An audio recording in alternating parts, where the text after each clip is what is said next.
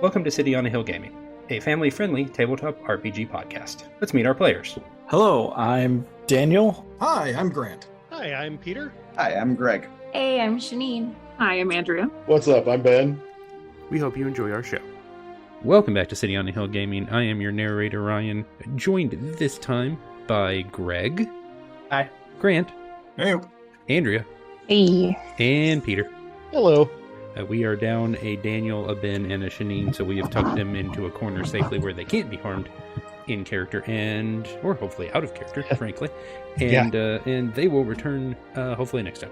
So, last time, I believe we approximately ended with you guys boarding the ship that would be taking you on your expedition, the ship that is known as the Night Hammer.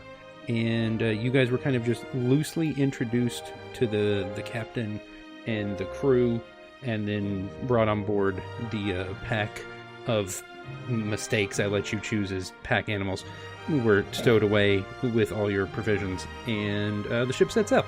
So you have now been at sea for approximately an hour and a half. The crew has kind of let you get a little accustomed to being at sea, because I think at least of the group here currently, Grant, I would think Tox is probably the only one with a significant amount of experience at sea. So everybody probably needs a little time to adjust. Yeah, that's about right from what I remember. Because I believe Tox has spent a fair amount of time at sea. Oh yeah, Tox is a professional sailor and part-time wizard. At least as far as anyone knows. Right. So, you guys are kind of given some time to just roam around, and the ship you are on is fairly large. Grant, you have probably only been on one... Tox has probably only been on one larger ship than this one, and that was only very briefly. The majority of the ships in the Expeditionary Navy are not quite actually this large.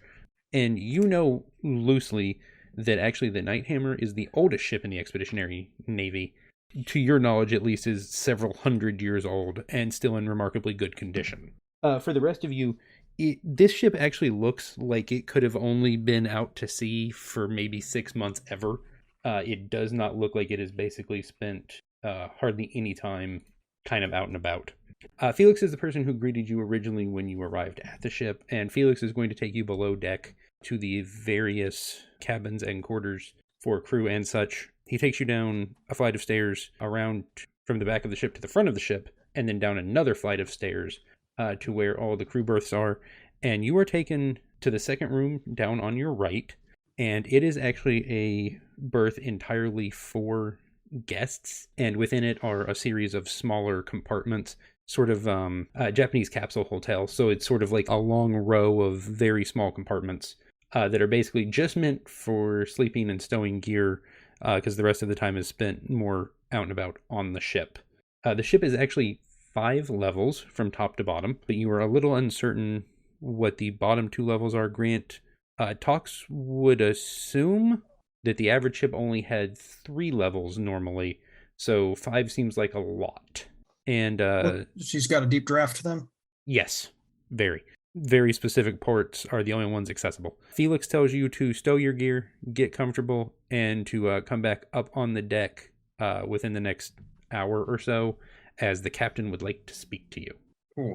I mean, I'm up there at 5, so... You toss it in the bunk and just go back up. Yeah. Okay, fair enough. Maybe 10. I may poke my head around. Tox will get themselves familiarized with the layout as best he can, because there's some things that are standard, and there's always those little quirks. Yes. Okay, so I just have one phrase for you as to how Montague reacts to this tiny little thing. Cat in a box. He climbs into his little bunk, curls up, wraps his big fluffy tail around himself, and looks just blissed out and snug for a moment. I didn't know if that was going to be cat. I prefer this to like 45 days of sailing with a cat that thinks it's in a carrier. Yeah, I was going to say, do you mean cat in a carrier or cat in a cardboard box? Because those are different reactions. Oh, no, cardboard box. Oh, thank goodness. Ooh, a box. Ooh, the box. And I could use all of this space, or I could use only this space. This space seems more comfortable. So do you guys want to do anything in the room? There's not a ton in the room. It's just kind of a large space of berths. I think Tansy would crawl into one and then just like smack her hands to either side of the wall and Druidcraft a whole bunch of vines. Okay. All throughout the box. Good. Make it feel a little more at home. Love to see it. You do notice in the back of yours, the group's specific cabin, that there appear to be a couple of individually closed off doors. This ship, somehow, don't worry about technology, it's not important. This ship has plumbing, and therefore has restrooms and showers accessible to you guys in this room and presumably throughout other parts of the ship. I mean, we don't need to worry about plumbing. It's all just, applied prestidigitation. So, Well, it wasn't, but it is now. Also, applied prestidigitation sounds like something I should take as a college freshman. And I like that concept. I mean, it's probably one of the 101 classes at Wizard School. Applied prestidigitation. Followed by gym, lunch, and, I don't know, Wi-Fi is dangerous. Please be careful, 203. Okay. So I assume over the next little bit, talks virtually immediately, and then everyone else sort of wanders up eventually. You guys make your way back on deck. And you notice the crew is kind of milling about. Everyone appears to have something specific they are responsible for, and they appear to have been set about those duties, kind of doing their thing, just completing whatever their normal series of tasks are. Grant, you notice that this looks like a crew that has probably been together for some amount of time. There's not a whole lot of yelling commands. There's a whole lot of the assumption that people know what they're supposed to be doing and are already doing it before you need to remind them they need to be doing it. how does the bosun treat their crew? From what you've seen, authoritatively, but not abruptly or aggressively. All right. That's true, because the boss tends to handle more of that than the captain necessarily does. Captain tends to stay at the helm. But yes, captain seems to let the person on the ship, who people just typically refer to him as the boss, he seems to handle more of the assignments. And he is actually the one who stops you when you come back up on deck. And he kind of waits for the lot of you to gather. Right. Okay. So obviously we were all introduced when you got on the ship, but for my clarification, as when you are on this ship, for any extended period of time, you are expected to operate as part of the crew. So I need to understand what it is you do so I know where to assign you correctly. And he looks directly at Tox. You've clearly been at sea before. Specification you prefer? Oh, prefer wherever's fine. Really, just prefer above decks, but that's most everything. Anywhere on deck's fine. I'll name off a couple different ships that I've served on in a couple different capacities. Nod, disapproving grunt, nod. In that order. One of those little like half-hearted, what can you do shrugs. Yeah, fair enough. You work where you're assigned. No arguments here. What I'm going to have you do is you'll split your time between the captain. We try and keep a couple of people available at all times to steer the ship should anything go wrong. And the rest of the time you'll split with, we'll say Felix. He handles a lot of the rigging work. Nice, sir. And if you need anybody to go under the waves and check the hull at any point, I have no objection. I'm a good swimmer. I'll sort of indicate the webbed parts of Tox's hands. Oh, he gives a second glance. Good. That's always helpful. You love to see it. All right. Let's go. For those listening at home, Tox is it's been a while since we've talked about this, but he's got a natural swim speed and can hold his breath for 15 minutes without any issue. And it has better dark vision underwater than out of it. So I don't know how we're going to use that, but we're going to use that last part at some point. Okay, noted. Trust me, I'll go in the water. You don't have to worry about it. I will make that happen. Okay, he turns and looks at Andrea. Right. He looks at a list. Tansy? Yeah. Tansy, right. What is your trade, ma'am? I'm really more of a ground person. Great with plants. I like animals. I can braid. So if you need some rope, I gotcha. Interesting. Okay, so when you guys came on board, there was a lady, I think halfway up the mast with a monkey on her shoulder. Her name is Nara. The monkey's name is Jims. He points to Nara. Nara's the one who normally handles our expeditions, sort of foraging when we first make land some places. You got to balance your supplies with things you can find.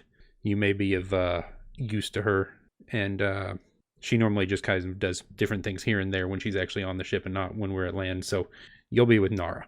Okay. Let's see. Brother Brock. Right. Yes. Okay, yeah.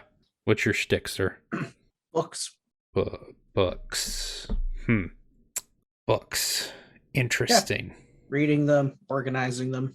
How are you with Just numbers?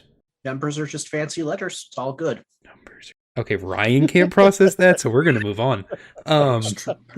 Suddenly, I'm going to have a conversation about the introduction of Hindu Arabic numerals to Western society. So I'm just trying to reconcile the 2 semesters of high school calculus now with whatever it was Greg just said. All right, we're going to move on from that one. Just fancy letters. All right, yeah, that's love it. Okay. In my defense, though, Grant, we haven't specified what type of language is used in this world. That's so true. It might not be Arabic numbers. No, that's true. But, so many societies use, their letters as numbers to start with and then progress past that point. Exactly. All right, This could all be Roman numerals. Okay, right. We'll come back to that. You're with me. I handle the books for our trade deals in and out of port. You're in my office now. And the giant cat. Oh, interesting. Montague just kind of poofs himself a little bit more, and it's just like the fluff somehow magnifies. Just looks at him with like big kitty eyes. That's going to be interesting with the humidity at sea. All right. What is your area of expertise? I have investigative skills. I am reasonably good in a fight. I know a bit about nature, but that's mostly on ground. What's your profession? I'm a herald. Oh, you ever work in an armory? Not recently. Wouldn't mind learning. Fair enough. 3 levels down, there's a lady named Belle who runs the onboard armory. You can go help her. Don't let the fur get singed. He walks down and it looks like he can't fit through the passage, and he just walks right through because it's all floof and keeps going. Walks between some bars or something. I like when he passes through doors, there's like an extra 3 inches of fluff traveling in your wake as it forces itself through either side. Yeah, good. Good. You love to see it. Okay. Yeah, remember, he's based on a palace cat, so pile of hair with eyes. Yeah. And now it's even floofier because it's humid, so it's crimpy and floofy. Ocean air. Okay. So you guys are all divvied out to your individual mentors and set about with a variety of tasks. Most of it's just, general at-sea manual labor. There's not a whole lot of complexity to what you're doing. Greg, you have been tasked with the fun directive of organizing all of his books. And by all of his books, I mean all of the ship's financial logs that currently sit in a pile and need to be sorted. Your preferred method of categorizing is acceptable. Andrea, you are tasked with helping sort supplies, the things that have just come on ship, and with helping figure out how all the supplies need to be sorted, what most quickly will need to be replaced, and helping identify. She actually has Nara has a small collection in her little area of the ship of plants that she's growing on ship. They're all very small and very new. And I tell you what, make me a nature roll. Okay, plus the D4. Okay. It's a hefty 10. Hefty 10, strong 10. So you reckon, one of these looks vaguely familiar of the 5, but you can't specifically identify it.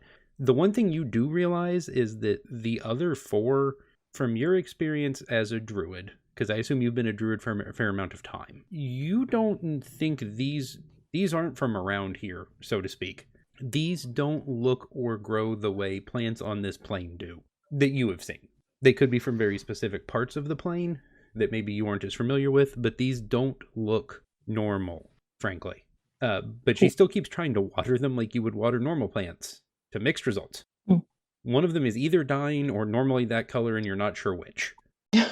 It could just be that color, or it could be dying. I haven't figured these out yet. I don't even know what they are. I don't even know if you're supposed to water them, but I've been trying. They look good, I think. I'm not sure either, but I think between the two of us, we can figure it out. Okay, we'll work on that, because they're very pretty, and I don't want them to die. But I'm not entirely certain that one's not already dead. It may have been dead when I got it. It can We can. I can fix that. We can fix it. We'll fix it later. It's fine. Good. Yeah. I like the optimism. Grant, Tox is actually given a little bit of time. You do a couple of just random things, and then you were given a little bit of time at the wheel. You have steered a ship before. You have never steered anything this large, but it has a very unusual balance to it that you're not quite accustomed to, and it moves pretty fluidly. And despite the fact that it looks fairly new, it sails like it's been in the water for a long time, even if it doesn't look like it. Peter, the rest of your first day is spent on safety training, on how to use the ship's onboard forge without burning yourself or any of the floof, because that seems very dangerous. I appreciate this. My floof is very flammable. Yes. Or burning the ship, I assume, too? Yes, also not burning the ship. Ship first, floof second, safety third. That was my motto in college, in my set design and stagecraft class. My teacher did not like it. That's true of every set design and safety class, right up until the shop instructor holds up the fingers that are missing. Mm-hmm. She still had all of hers, which was nice. Safety third. But yes, so you guys kind of just get accustomed to your new tasks as the day goes on. And then eventually everybody packs everything up. One of the other crew members comes and takes over steering. You believe it's the cannoneer, Nahaja. And everyone heads down onto the first deck down, so I guess the second level, where dinner is being fixed by a large orc man. One thing that I'm curious about here, can I get a look at anything that's being used to navigate by, or is the navigator just providing, all right, hold this heading, and are they keeping the maps and navigational equipment kind of locked away from the crew? You think it's interesting. There's actually a table set up next to the ship's wheel that you don't think is normally there. It looks sort of like hastily set up, and it looks like it's sort of been hastily bolted to the deck. And you see the captain or whoever is steering at the moment continually looking at a map like they don't know where they're going necessarily. Okay. And you see on the map, so this map is a very standard exploration, planar exploration Navy issued map of the northern half of the plane, except in sort of the top half, there's just someone's literally drawn on the map an entire small continent that was not on the map before, and that seems to be the direction you're headed. Neat. Sort of loosely in the direction of something that was not on the map, and those maps are updated once every 2 to 3 years. Ox will, as he has a chance, and it's going to be tough, try and memorize as much of that map as possible. Sort of the layout of the island or the whole map itself? The continent, at least get the outline. I don't know if you want like an intelligence check or... I tell you what, make me an investigation check and then an intelligence check. All right. Well, good news. I don't have any bonuses to investigation. That's how you know we're doing this right. That's right. With those good old-fashioned plain D20 rolls. That's an 18, though. That's an 18, though. That is an 18, though.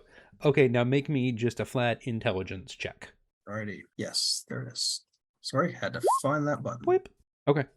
12. 12. Okay, so you do have actually a decent amount of time to really look over the map. You think if you do this repeatedly for a couple of days, you can become fairly comfortable with the layout that they are, you think, estimating for the island. Okay. You do notice you know how you would color a map to indicate areas where a ship of whatever size you're on is safe to dock. So depending on just how deep the water is in those areas. Right. They only have 3 areas of the entire island continent shaded in a way you think you can dock the ship there. One at the southern edge, one at the northern, sort of northeastern area, and one at the northwestern. It appears they don't think the ship can be docked actually all that many places on the island. Sure. Makes sense with the deep draft. Okay. Yeah. So everybody comes down, presumably at some point, to the mess for dinner.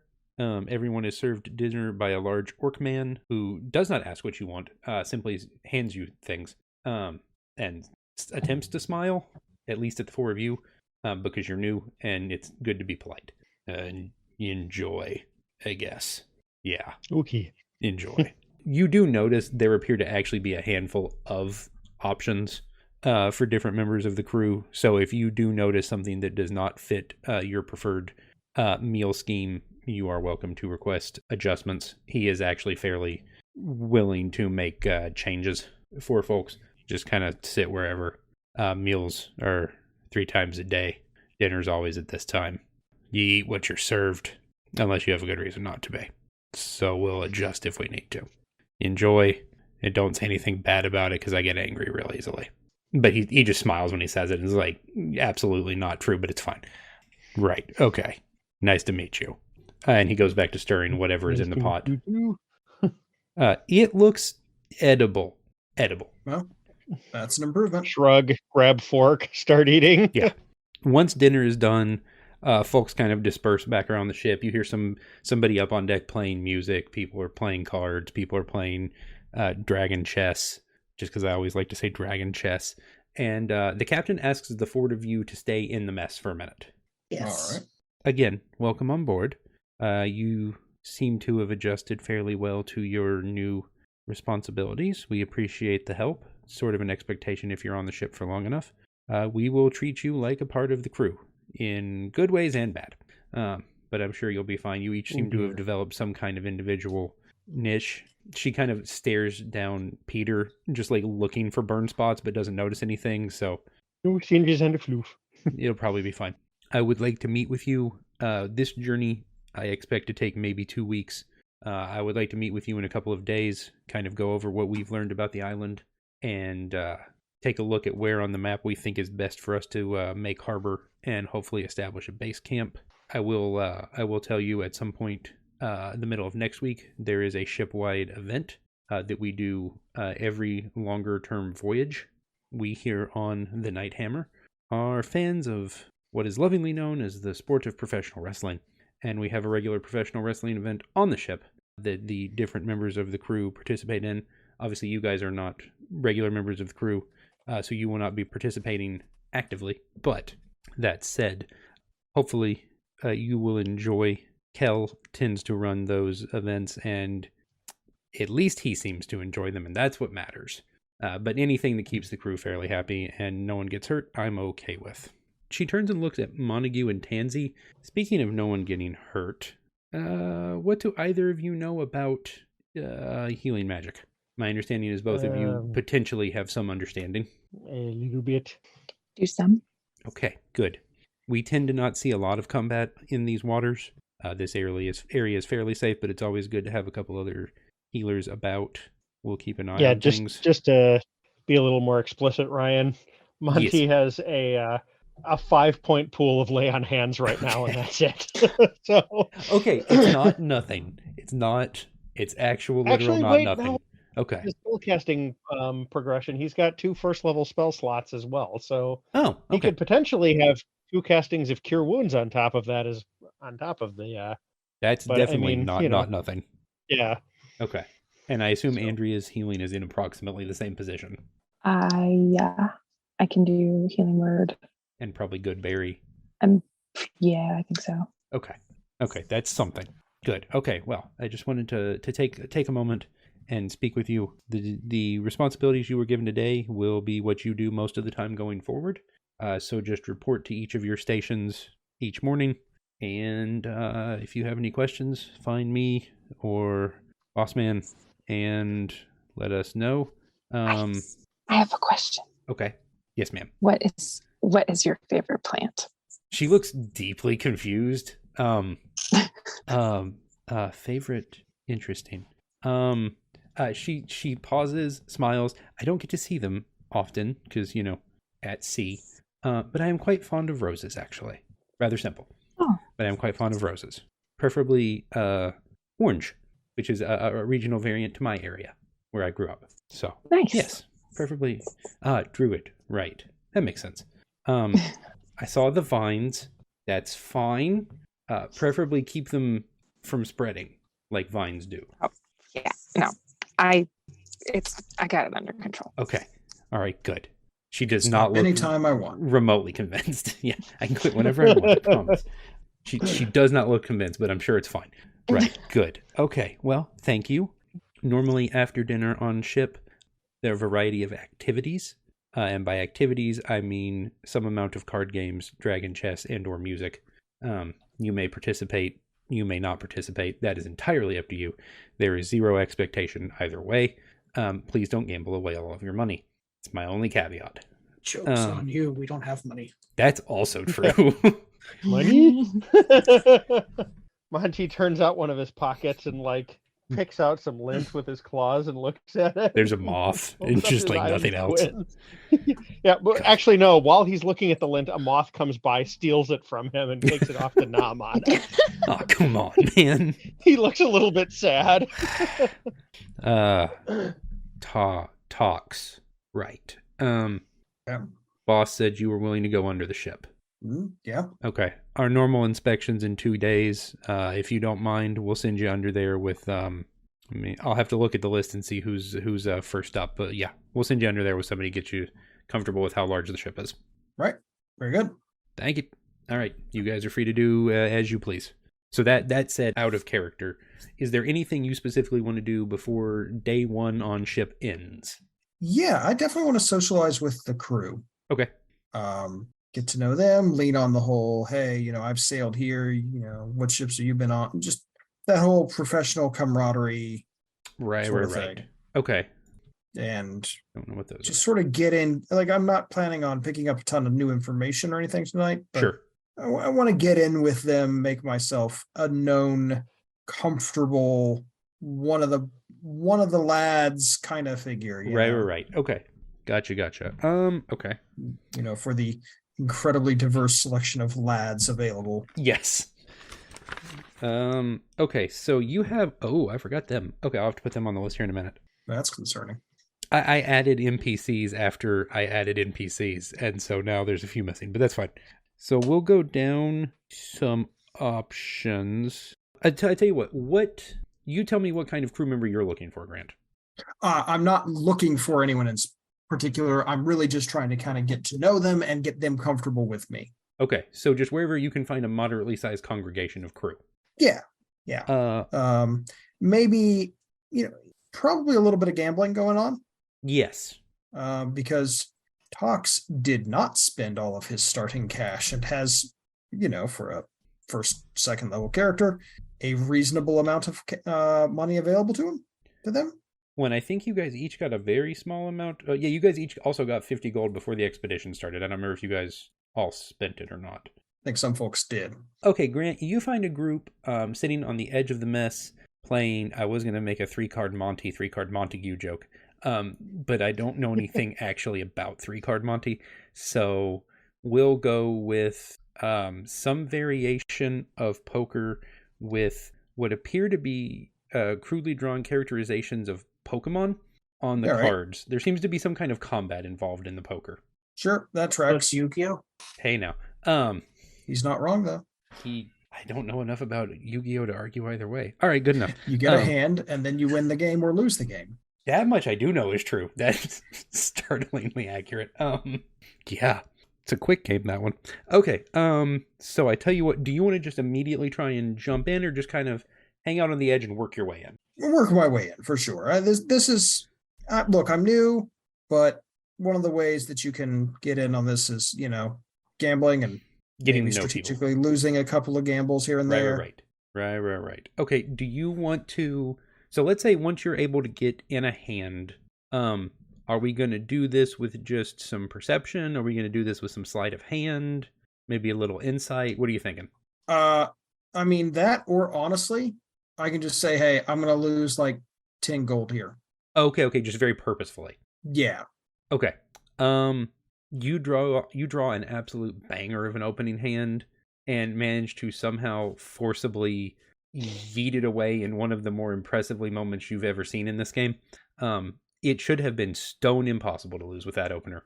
I'm proud of you. That was very impressive. Big brain play here. That's right. It takes more skill to lose with the hand you drew than it does to win with that hand. One of the crew members, you recognize this one as Zig, who is a fire genasi, just kind of looks over at you. That's not how I would have played that. Interesting. Well, I probably should have asked for the rules first. Unnecessary. I'm sure you'll be fine. You've clearly been at sea before. True. True. Where was your last port? Last port, name an appropriate city. I'll say it was, such as, off of the whatever, whatever my last ship that I surfed on was. Okay. As we're going, I tell you what, you name me the ship. I get to come up with names, huh? All right. Interesting. I spent some time on that one some years ago. Nice ship, very quick. Yeah. We made good time, that's for sure. Interesting. Good. Well, I tell you what, I'll deal you back in, and we'll see if you do any better this time. Thank you. We'll see if my purse thanks you after this. I think you're going to do just fine here. I tell you what, Grant, make me an insight check. Okay, sure. Not related to the playing of your cards. No, I didn't think so. But don't worry, this is something else I'm bad at. Good, perfect. Love to see it. Oh, so do I. So I'm expecting at least a 15. I was close. 13. There is something, you have been at sea enough times, or in enough taverns, whichever, probably both. The cards were dealt very specifically. You just can't tell in whose favor. Okay. And this is, we'll say there's 4 people in this hand. Make me either performance, persuasion, sleight of hand, or deception. Check, your choice. Performance, persuasion, sleight of hand, or deception? Yes. Good news. None of those Good. are things I'm good at. Love to see Zeros it. across the board. 14 on sleight of hand. Okay. You make a smooth move and eliminate 2 other people from this particular hand, leaving just you and Zig. And Zig just looks at you and just smiles, because you know that Zig knows that you know that Zig knows exactly what you just did, but he doesn't say anything. Interesting. All right. I like your style, new one. I like your style. Tell you what, I fold. Congratulations to your purse. Needed after that drawing. You are now up 20 gold. All right. So net of plus 10. All right. Very interesting. So, what do you know of this mysterious new island? Oh, not an enormous amount. It's new. I do know it's bigger than I had expected. For the first time, he nods knowingly, which he does all the time, but this time he doesn't look cocky when he does it. He looks slightly concerned. Accurate. Beyond that, interesting rumors. I saw some of those rumors. This will be interesting. You keep your head about you. I have concerns. Noted. So, do any of your friends know how to play this game? Or am I only going to be taking your money? Well, having seen the state of their pockets, you're only going to be taking my money because I think I'm the only one who brought any. Unfortunate. Most disappointing, but that's fine. I'm sure at some point I'll take money from each of them, as is normal. The cocky, Awesome. All the disconcertion from earlier is gone. It's just back to just pure bravado. Cool. Well then. And at that point, Felix, who is the master at arms for the ship, walks in the room, and Felix and Zig lock eyes, and there is an unnecessary amount of tension in the room now. Prototype? Save it for later, Zig. You'll get your shot. We'll see. The belt will be mine. And Felix just smirks and walks off. Well, I have training to do. I will see you later. Thanks for listening to City on a Hill Gaming.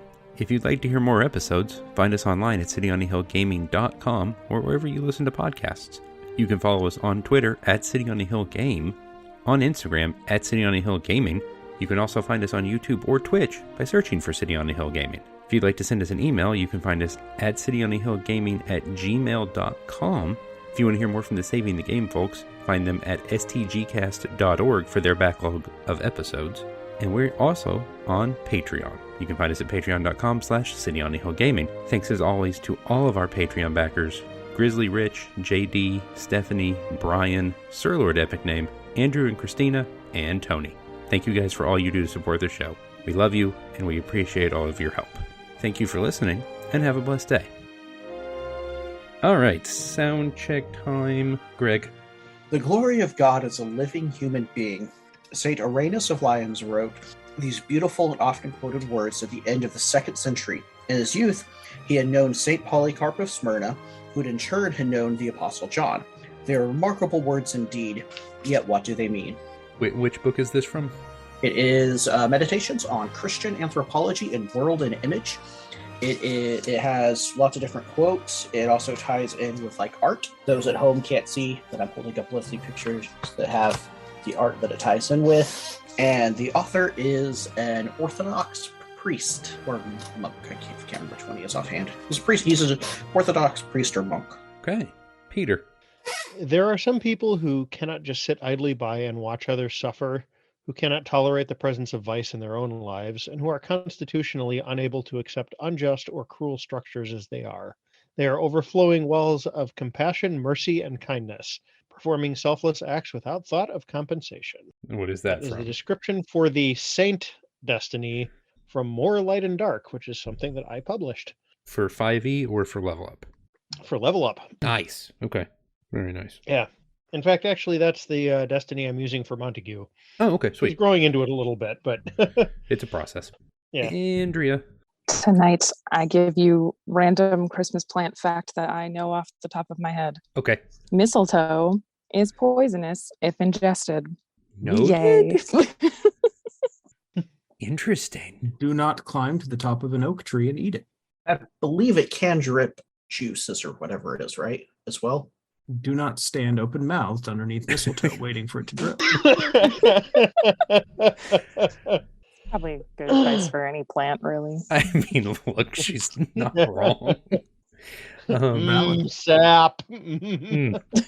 Yummy tree sap of Sap doom. is just unrefined syrup. That's That's I mean, only if it's a technically maple true. tree. I want to say that's not accurate, but You're he's standing only under an like oak tree or 90% something. wrong. Ugh, that's a great taste that's not going to go away. All right, Grant, your turn. Celiac disease, sometimes called celiac sprue or gluten-sensitive enteropathy, is an immune reaction to eating gluten, a protein found in wheat, barley, and rye. If you have celiac disease, eating gluten triggers an immune response in your small intestine. Over time, this reaction damages your small intestine's lining and prevents it from absorbing some nutrients.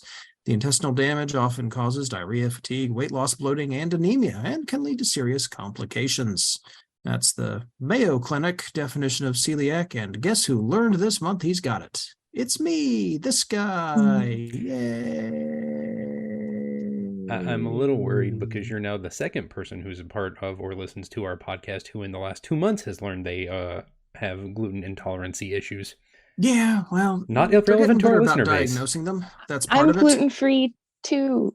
Well, there we As go. are We may several have of our to patron backers. trade recipes. Of course, the fun part of this is I am also allergic to dairy, so Oh, no butter, cheese, or milk.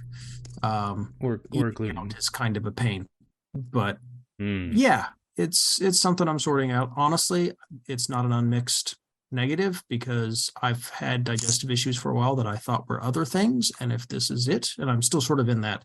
All right, your tests were kind of positive, so let's go gluten-free for a bit, see if that helps. Seems to be, but I'm in that early stage still. But if it is that, then I hopefully will get a number of things back into my diet as well that I had given up, Okay. like, coffee, Okay. a glass of wine every now and then, Sure. that kind of thing, because I will not have a horribly damaged intestine. So I mean, look, that's the hope. autoimmune reactions going on. Right. So, fun times. So are you going to start experimenting with the gluten-free breads now with your bread making hobby? No, I'd kind of given up baking anyway, honestly. It was kind of a pain, and it's very hard to do on a busy schedule. So Fair. I Was probably more of a will pick it back pandemic up at thing, some huh? point when the ADHD brings it back around. Currently, I'm back on knitting after a 2-year hiatus. So, Fair enough. yeah. But it'll cycle back around and I'll go, but what if bread? So But what if bread? If it was more relevant, that would make a sweet T-shirt idea, actually, though. indeed. Hey, But- there is the video game. I Am Bread. That's true. yes. Yeah. Yes. The problem is I've only seen it in speed runs and it's like, oh yeah, okay, that's like an 11-minute game. No, it's not, but It's the only way anyone plays it now. but Speedrunning. yeah, and this is also, but it's a thing. So, if you're having digestive issues, talk to a gastroenterologist Trust me, they'll help you figure this stuff out. Mhm. Don't let it go for years with you getting sicker and sicker. But also, this is one reason that I've been kind of low energy on the podcast. Some is I have been rather fatigued, and I'm wondering if that's some of it. Also, the fact that I have 2 children, I mean, that in and of itself exhausting. seems to be, yeah. In and of itself, and the fact that I have to get up at 5:45 in the morning. So, yep, strong no. Okay, good. Well, look, school's like 45 minutes away. It's a process. Yeah, okay, fair. Trust the process. Okay, fair enough. Yeah. And for my sound check, today, day of recording, is the day Spotify releases their annual list of things you listen to this year. And my list of things is normally, I would think, fairly amount shorter than the average person's because I just listen to the same things on repeat. So, for the 4 of you, what is a song you can listen to repeatedly and still enjoy it? For today, it was, for me, it was Here Without You, Three Doors Down today. Because, 2006 me never let go of that, apparently. Or whatever year Here Without You came out. I don't actually remember, but somewhere around that time period. So, Greg, what is a song you can listen to many times in a row? A second. Going to YouTube Music because I don't use Spotify. Fair. I was going to say something snarky, but it seems very reasonable, actually. Yeah, I don't get commercials on YouTube this way. That is something I also have very much enjoyed. Also, if you like Elastic Heart by Sia, I recommend the Written by Wolves version. That is actually my number 1 song for this year for some reason. But it's a banger, as the kids probably still don't say anymore. But that's fine, because I'll choose to keep saying it. I've determined that what I do is twice a year, I pick a word that was relevant 6 months prior and adopt it into my vocabulary, regardless of whether or not it's still relevant. Welcome to being old. Yep. Andrea, what's a song you like to listen to repeatedly? Probably Midnight City by M83. Okay. It's every time it comes on the radio, I just get really excited. Turn the volume all the way up. Ooh, okay, one of those. Gotcha. Grant, what you got? And I'm looking through my Bandcamp albums here because I also don't use Spotify. Actually, I don't even know if they're on Bandcamp, but one that I'm very fond of is Rome by Dessa. Okay. Peter. You can pick basically any song off of Apex by Unleash the Archers, and I can listen to it on repeat. I'm learning all sorts of new things. And I'll send you a link to that one. Greg. Yes, back to me. Back to the Greg. Okay, while he's digging, so fun kind of cool thing, like that album that I just mentioned, Apex, is part 1 of 2. There's a second album after it called Abyss. Okay. The 2 of them form a lengthy, surprisingly nuanced science fantasy story. Each song is a chapter. There you go. If we're talking albums that tell stories, I have one as well. Okay. It follows basically like this very powerful ancient warrior who's got this kind of genie-like existence where anybody who wakes him up kind of gets to tell him what to do. And he gets awakened by this horrible evil tyrant that makes him do stuff that he doesn't want to do. And then in the second one, somebody much better comes along and kind of sets things to rights. And it's very cool. The second album starts with a reference to a gravity slingshot maneuver around a neutron star. So that's kind of interesting. Strong start. I'm excited. While they're being chased by what is essentially undead monsters, too. So science fantasy indeed. That's wild. Yep. All right, Greg, hit me with it. Yeah, I'm going to cheat and use an album as well, because I've been listening to this album at least once a day, every day for the past few days, and that is A Christmas Carol by Majestica. They are a Swedish power metal band, and the album is A Christmas Carol. Literally? Power metal. Mm-hmm. I'm going to have to dig that out. Each song. And the singer for Majestica is the current guitarist for Sabaton.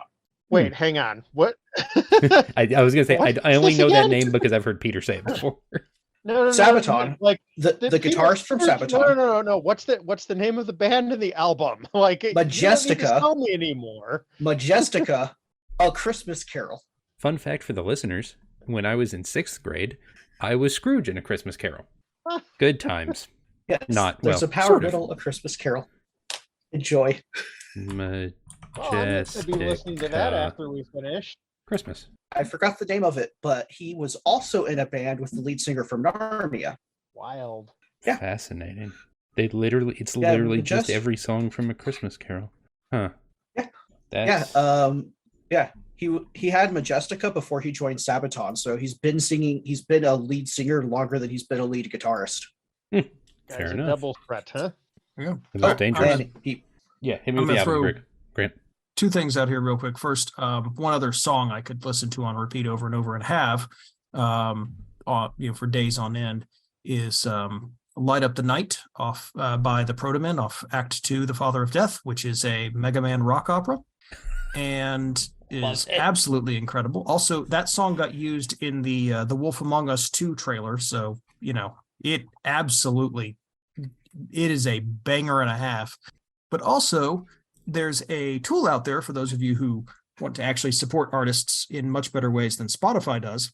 If you just search for merch table, Hype Machine has a tool that will scan your 2022 Wrapped playlist or any other playlist that you have the URL for and find what you can buy on Bandcamp, which supports artists. Like 85% of the funds go to the artist, as opposed to about 5% from Spotify. Spotify. Okay, nice, interesting. Okay, very interesting. I should also mention, just real quick, in the interest of being responsible, I really like Unleash the Archers. They seem like very nice people. The storyline has some elements to it that are probably not best for audience members on the younger side, like older teenagers and adults for just themes. There's no swearing. There's nothing like super duper graphic, but it's definitely not kid stuff. So not intended for all audiences. Yes. Noted. Okay. And some standard fantasy villain behavior. Like you do. All right, here we go.